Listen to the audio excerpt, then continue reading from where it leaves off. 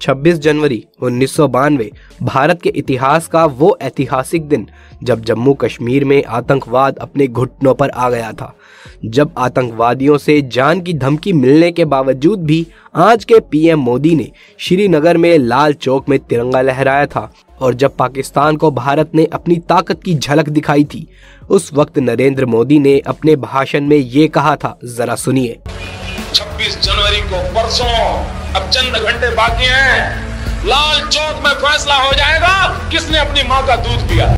तो आखिर कैसे ओपोजिशन पार्टी के आम कार्यकर्ता होने के बावजूद उस वक्त नरेंद्र मोदी ने जम्मू कश्मीर में आतंकवाद को मुंह तोड़ जवाब दिया था। उसी साल टेंट में विराजमान रामलला के सामने उन्होंने कौन सी प्रतिज्ञा ली थी और जब वो आध्यात्म की तलाश में हिमालय गए थे तब उनके गुरुजी ने उनसे कौन सा मंत्र कहा था, जानेंगे इस वीडियो में। लेकिन उससे पहले नए दर्शक चैनल को जल्दी से सब्सक्राइब कर लीजिए। दरअसल साल 1992 में जम्मू कश्मीर में आतंकवाद अपने चरम पर था। तभी बीजेपी के वरिष्ठ नेता मुरली मनोहर जोशी ने ऐलान किया कि वो श्रीनगर के लाल चौक पर भारत का तिरंगा फहराएंगे, जिसके लिए कन्याकुमारी से कश्मीर तक एकता यात्रा निकाली गई थी। लेकिन साथियों, आतंकवादियों ने इस रैली में शामिल होने वाले नेताओं को जान की धमकी दी थी। तभी नरेंद्र मोदी ने कश्मीर पहुंचने के ठीक 2 दिन पहले 24 जनवरी के दिन ऐसा भाषण दिया जो सुनकर आतंकवादियों के भी पसीने छूट गए। उन्होंने कहा था, हमारी यात्रा ने आतंकवादियों को परेशान कर रखा है। लाल चौक में पोस्टर्स लगाए गए हैं, दीवारों पर लिखा गया है, जिन्होंने अपनी मां का दूध पिया है वो श्रीनगर के लाल चौक में आकर भारत का तिरंगा झंडा फहराएं। अगर वो जिंदा वापस जाएंगे तो आतंकवादी उसे इनाम देंगे। तो आतंकवादियों, कान खोल कर सुन लो, 26 जनवरी यानी कि परसों में अब बस चंद ही घंटे बाकी हैं। अब लाल चौक में ही फैसला होगा कि किसने अपनी मां का दूध पिया है और किसने नहीं।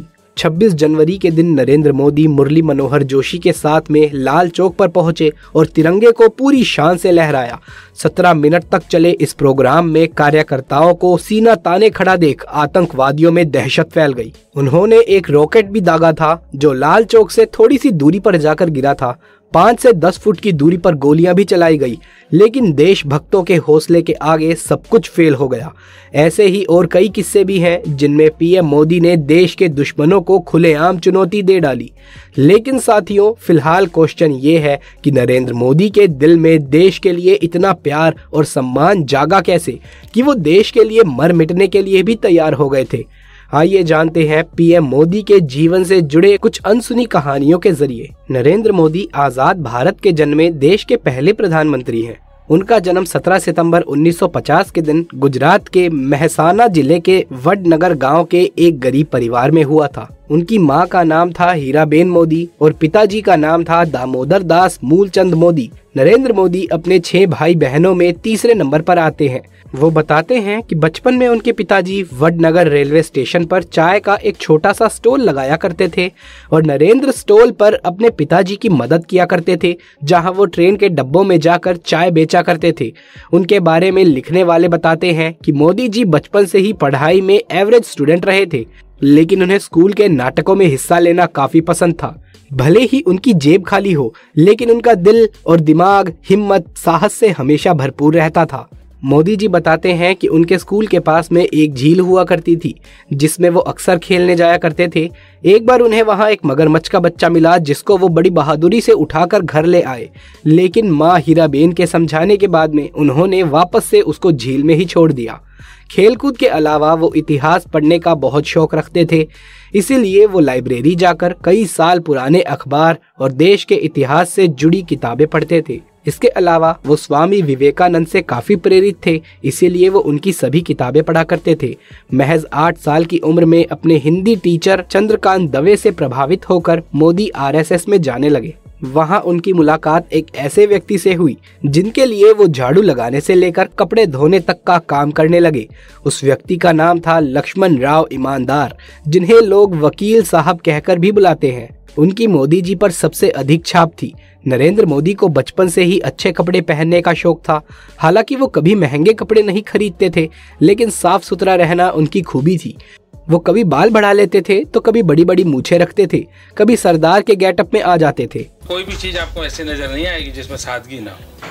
अच्छे तरीके से रहना, गंदे रहना, जूतों का पॉलिश नहीं किया है, कुर्ता ऐसा है, उसका मेरे आदत नहीं, मेरे बचपन से आदत नहीं है। लेकिन मुझे नहीं लगता है कि मैंने कभी कोई महंगी चीज परचेज की है, कभी नहीं। मेरे शरीर पे कोई महंगी चीज नहीं होती है, लेकिन मैं साफ सुथरा, धोया हुआ, प्रेस किया हुआ पहनना। 12 वर्षीय नरेंद्र मोदी के दिल में देशभक्ति तब जाग उठी जब 1962 में भारत और चीन के बीच में भयंकर युद्ध छिड़ गया था, जिसमें भारत की हार ने 12 साल के नरेंद्र मोदी को झकझोर कर रख दिया था और उन्होंने देश की सेवा करने के लिए सेना में भर्ती होने की ठान ली। मगर पैसों की कमी होने की वजह से वो आर्मी स्कूल तो नहीं जा पाए, लेकिन उन्होंने एनसीसी ज्वाइन कर ली। फिर 1965 में हुई इंडो पाक जंग के दौरान उन्होंने भारतीय सैनिकों की काफी सेवा करी थी। दरअसल जब भी वडनगर स्टेशन पर सैनिकों से भरी हुई ट्रेन आती थी तो मोदी जी उन्हें चाय और खाना पहुंचाया करते थे।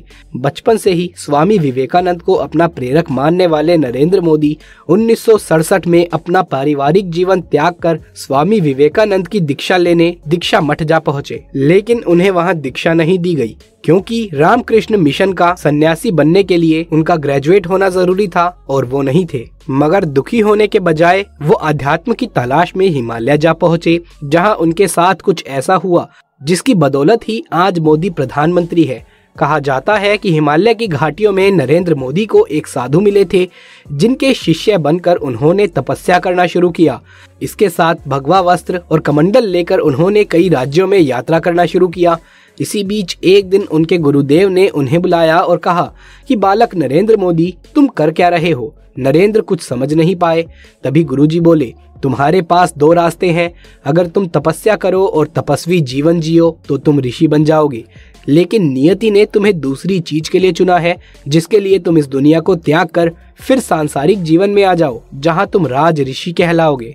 इसीलिए वो पहले केदारनाथ, फिर वहां से दिल्ली, राजस्थान और राजकोट से होते हुए वडनगर में वापस आए और कुछ दिन परिवार के साथ रहकर फिर अहमदाबाद आ गए। घर छोड़ने को लेकर उन्होंने एक इंटरव्यू में ये कहा था, जरा सुनिए। 17 साल की आयु में घर छोड़ दिया, स्कूली शिक्षा के बाद मैं निकल गया। वो तब से लेकर के आज तक मैं भटक रहा हूँ नई चीजें पाने के लिए। जहां उन्होंने चाय की कैंटीन में काम करने के साथ साथ आरएसएस को ज्वाइन किया और एक प्रचारक के रूप में काम करना शुरू किया। फिर 1975 में जब इंदिरा गांधी ने कई राजनीतिक कारणों की वजह से राज्य में आपातकाल लगा दिया था, उस वक्त भी मोदी जी सरदार के रूप में पुलिस से छुपकर सरकार की नीतियों का विरोध करते रहे।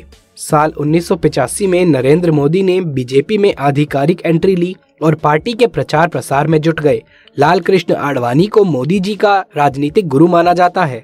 90 के दशक में जब मोदी जी आडवाणी की सोमनाथ से अयोध्या यात्रा में बड़ी भूमिका निभाते हैं, उस वक्त अयोध्या में घटना होती है जिसके बारे में काफी कम लोग जानते हैं।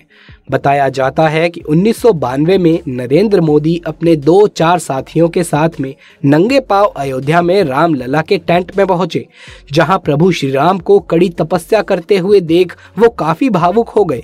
उस वक्त उन्होंने भगवान राम की सौगंध खाते हुए प्रतिज्ञा ली थी कि मैं आपके दर्शन दोबारा तभी करूंगा जब आप भव्य मंदिर में विराजमान हो जाएंगे। इस बात को 32 साल हो गए हैं, लोग भूल गए हैं, लेकिन नरेंद्र मोदी नहीं भूले हैं। उनके नेतृत्व में रामलला को न्याय मिला और 22 जनवरी 2024 के ऐतिहासिक दिन पर उन्होंने नवनिर्मित राम जन्मभूमि राम मंदिर का उद्घाटन किया और उनकी प्रतिज्ञा पूरी हुई। पीएम मोदी गुजराती में कविता लिखने का शौक रखते हैं। उन्हें फोटोग्राफी का भी काफी शौक है। बहुत कम लोग जानते हैं कि पीएम मोदी अमेरिका से पब्लिक रिलेशन और इमेज मैनेजमेंट का 3 महीने का कोर्स कर चुके हैं। उनके 5 भाई हैं और 1 बहन है। नरेंद्र मोदी की पत्नी का नाम जशोदाबेन मोदी है। परिवार के कहने पर उन्होंने 17 साल की उम्र में जशोदाबेन से शादी की थी। कुछ लोगों का कहना है कि शादी होने के 3 साल बाद तक मोदी अपनी पत्नी के साथ ही रहे, लेकिन मोदी जी के बारे में लिखने वाले इस बात से इनकार करते हैं और कहते हैं कि वो दोनों कभी साथ नहीं रहे। दोस्तों, मोदी जी का मानना है कि एक शादीशुदा के मुकाबले अवैवाहिक व्यक्ति भ्रष्टाचार के खिलाफ ज्यादा जोरदार तरीके से लड़ भिड़ सकता है, क्योंकि उसे अपनी पत्नी, परिवार और बाल बच्चों की कोई भी चिंता नहीं रहेगी। खैर, 1992 में एकता यात्रा करने के बाद में पीएम मोदी गुजरात आ गए, जहां 1995 में बीजेपी ने पूर्ण बहुमत की सरकार बनाई। केशुभाई पटेल को मुख्यमंत्री बनाया गया और नरेंद्र मोदी को पार्टी का कामकाज देखने के लिए मुंबई बुला लिया गया। 1998 में गुजरात में फिर चुनाव हुए और बीजेपी की सत्ता में वापसी हुई, लेकिन केशुभाई अब काफी बीमार होने लगे। इस बीच में 26 जनवरी 2001 को आई भूकंप ने गुजरात को हिलाकर रख दिया। लोग सरकार से निराश हो चुके थे। तभी केंद्र में डीएनए की सरकार थी और प्रधानमंत्री थे अटल बिहारी वाजपेयी, जिन्होंने मोदी जी से कहा तुम्हें दिल्ली छोड़कर गुजरात जाना चाहिए। पहले तो मोदी जी ये बात समझ नहीं पाए, लेकिन फिर उन्हें पता चला कि वाजपेयी उन्हें गुजरात का मुख्यमंत्री बनाना चाहते हैं और गुजरात आने के बाद में 7 अक्टूबर 2001 के दिन नरेंद्र मोदी को गुजरात के मुख्यमंत्री के रूप में नियुक्त कर लिया गया, जहां उन्होंने 4 बार लगातार जीत हासिल करके करीब 13 साल तक गुजरात के मुख्यमंत्री का पद संभाला। और फिर साल 2014 में बीजेपी ने केंद्र में भारी बहुमत के साथ जीत हासिल करी और 26 मई 2014 के दिन नरेंद्र मोदी बने भारत के प्रधानमंत्री। तो दोस्तों, आपको ये वीडियो कैसा लगा नीचे कमेंट बॉक्स में लिख करके जरूर से बताएं। कमेंट बॉक्स में जय हिंद जय भारत लिखना बिल्कुल भी ना भूलें।